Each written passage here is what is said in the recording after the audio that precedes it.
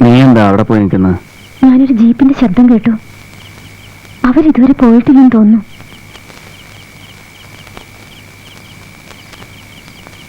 ഏയ്, എന്തായി പറയുന്നത്?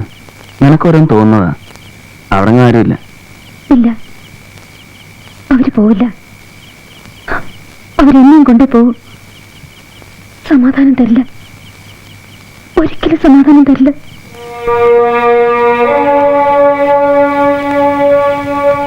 നിനക്കെന്താ ഇങ്ങനൊരു ഭയം തോന്നാൻ? പറ, എന്നോട് പറ.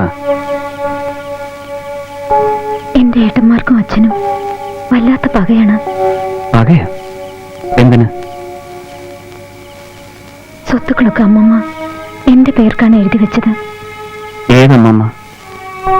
അമ്മമ്മ എന്ന് ഞാൻ വിളിക്കാറ് അമ്മയുടെ ഏട്ടത്തെയായിരുന്നു. അവരായിരുന്നു അച്ഛന്റെ ആദ്യത്തെ ഭാര്യ. പക്ഷവാതം വന്ന അമ്മമ്മ മരിക്കുന്നതിന് മുൻപേ അച്ഛൻ അമ്മയെ വിവാഹം കഴിച്ചിരുന്നു. എനിക്ക് 7 വയസ്സുള്ളപ്പോഴാ അമ്മമ്മ മരിച്ചത്. എന്തിനാ സ്വത്തുക്കളൊക്കെ അമ്മമ്മ നിന്റെ പേരിൽ എഴുതി വെച്ചത്? അതൊക്കെ അച്ഛനും ഏട്ടന്മാരും നശിപ്പിക്കുമെന്ന് അമ്മമ്മ പേടിച്ചിരുന്നത്രേ. അസുഖം വന്ന് കിടന്നപ്പോ അവരാരും അമ്മമ്മയെ തിരിഞ്ഞു നോക്കിയിരുന്നില്ല. ഞാൻ കോളേജിൽ പഠിക്കുന്ന സമയത്ത് ഏട്ടന്മാർ കുറെ നിലനിൽക്കാൻ ശ്രമിക്കുകയുണ്ടായി. പക്ഷേ ഞാൻ ഒപ്പിട്ട് കൊടുക്കാൻ അമ്മ സമ്മതിച്ചില്ല.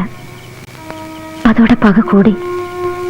ഏട്ടന്മാർക്ക് മാത്രമല്ല, അച്ഛനും.